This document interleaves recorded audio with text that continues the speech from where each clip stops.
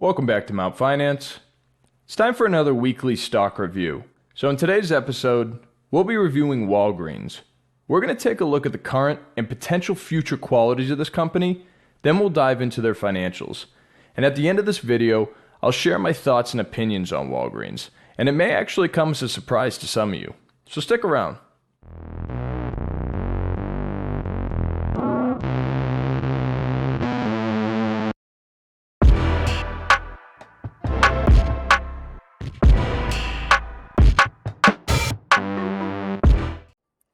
Alright guys, so as we do on this channel, we're going to start off with a portfolio update, and we're back in the red.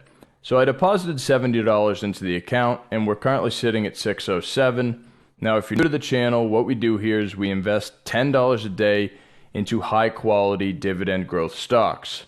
These are the current holdings, and if you can tell, we're not currently invested in Walgreens. Now that could change. Maybe. Let's see. So here we are on the Walgreens website, and I've got to say, this is the most bland website I've ever seen. There is nothing here. But the good news is that Walgreens doesn't really have to do anything to further their brand recognition. You know a Walgreens when you drive by one, and you know where to go for a pharmacy. CVS, Walgreens, Rite Aid, whatever. So they don't really have to do anything more for brand recognition. And matter of fact, I think that they're trying to slow down their brand recognition, if that's possible, and integrate it into something else. So I think that we're going to go over the good, the bad, and the ugly. And I want to start with the bad. The bad is starting off with this.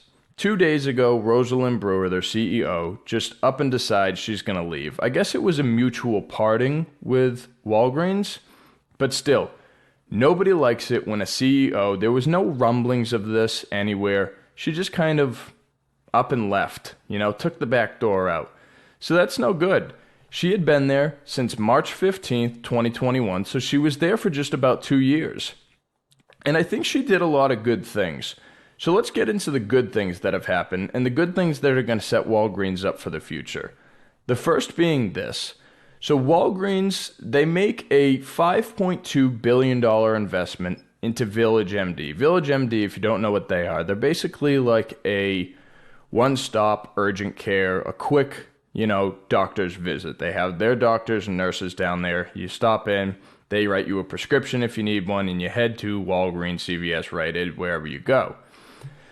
So what they did is they acquired VillageMD, and they have up to 63%. But before Rosalind got in, Walgreens had already owned 30% of Village Medical here. So what Rosalind said, she said, well, let's just, spend an extra $5.2 billion and double down on it. Let's get majority stakes. So now they own 63% of Village Medical. Their goal is to make these Village Medicals be an expansion of Walgreens at all of their locations. They're aiming for 1,000 locations by 2025.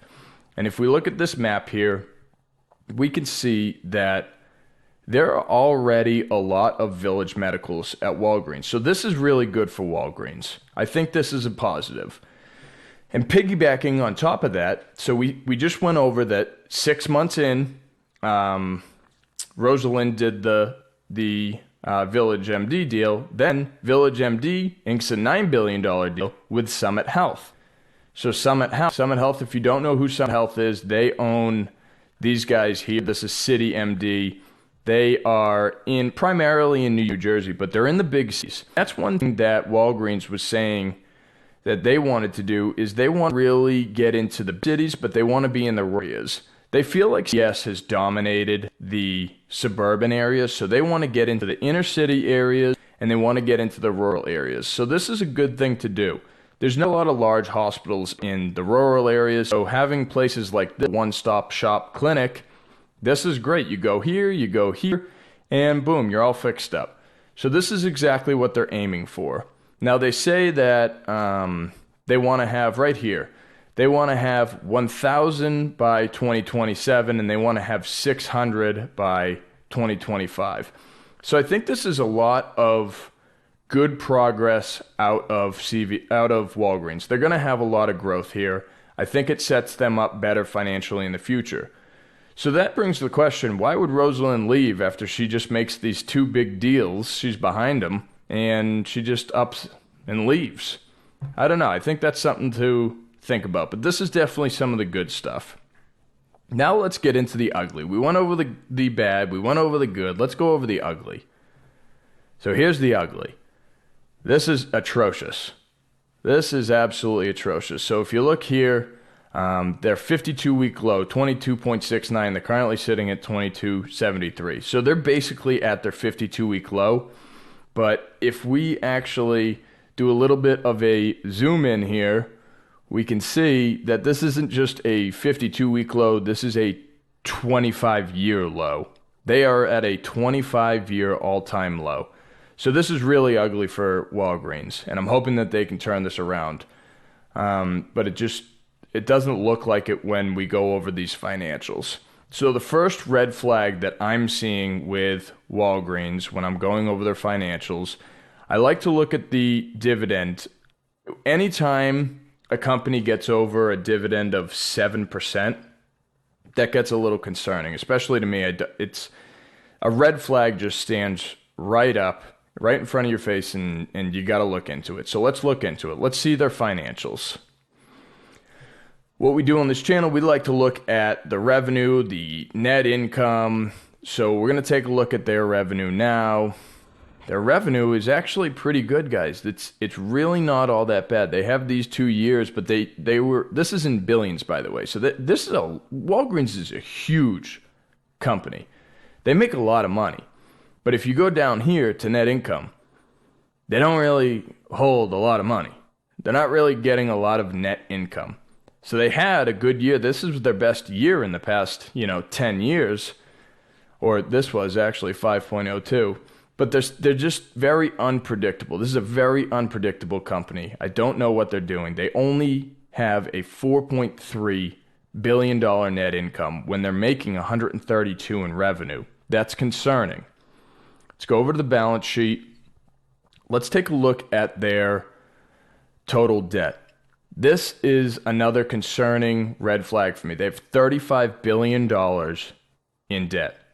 Their total debt is $35 billion. That is not good. Let's go over and we'll take a look at the dividends. So I like to see dividend growth to at least match inflation. So I consider anything above 4% dividend growth you're going to beat inflation there. So that's a good dividend growth rate. They're only growing at 0.39. They're already offering an 8.45 yield. That's concerning to me. Very, very concerning to me. So their dividend chart just goes like this. They really were on this dividend tear. They really wanted to increase it, and then they just flatlined. They can't grow anymore because they have so much debt. They're not making enough money. It's very concerning to see this at a Walgreens. So I think, what Rosalind did is she tried to set them up as best she could, and then maybe she realized that they could be in trouble. So what I want to do is I want to give you my thoughts and my opinions on this company.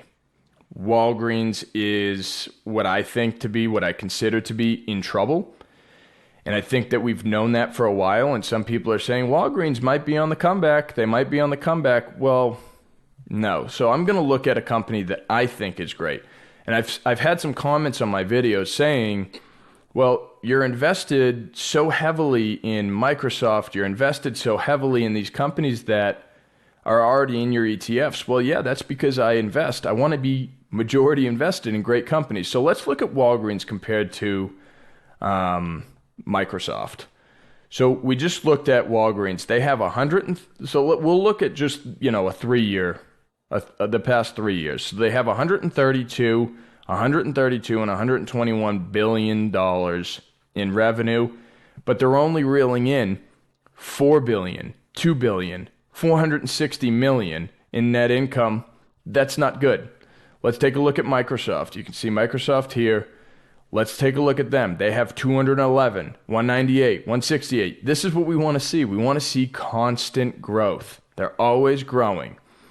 Take a look at their net income. This is not $4 billion, guys. They're at 61 billion, 72 billion, 72 billion. I'd like them to see I'd like to see them grow a little bit more, but it's Microsoft. I trust them. Let's look at the balance sheet for Microsoft. You go down, you look at their total debt. They have $59 billion in total debt. But remember, you go back to their income, they're making $72 billion in income. It's not a concern. All these large companies are carrying debt. Let's look at Walgreens. Their total debt, again, is $35 billion. Okay? They have $35 billion in debt, but they're only making $4 billion a year. That's what they're keeping. They've got to cut. What's going to happen is they're going to severely cut this dividend. They no longer can pay you these shares. So what are my thoughts? If you're chasing dividends, this dividend is going to be cut and you are going to be severely disappointed. That's what's going to happen. You're going to be severely disappointed. But I think on the good side, if they do make that cut, they could withhold a little bit more of their money, start eliminating a little bit of debt, and hold more money, start investing more into their company, saving themselves, and maybe then you'll see the stock price increase. I don't think it'll increase much. I think this really, by 2027, I think maybe you could see this thing at $35, $37. Who knows? Don't quote me on it, but that's what I think. And if you think that you want to take a risk with them, I bet you still end up getting, at worst, you could still end up getting probably, 6.5%, 7% yield for your dividend, and you might see a little bit of growth. But for now, I don't see them growing unless all of a sudden one of those pandemic hits. Then you might see them grow a little bit, but still, people don't leave their houses in that case. So I don't know. I think it's going to be very tough for Walgreens to compete. But if they're trying to make this move into, going from consumer staple to healthcare, this could be something that could set them up very big potentially in the future to compete with CVS. But for now, or really in any foreseeable future, I can't see myself investing in Walgreens. But like I said, if you want a little bit of growth but want to stack up some good, dividend yield percentage on that, go ahead. I think that you could make some good money off of it. But it won't be for me. It's not for dividend growth investing. I'm sorry. So that's the video. Thanks for watching.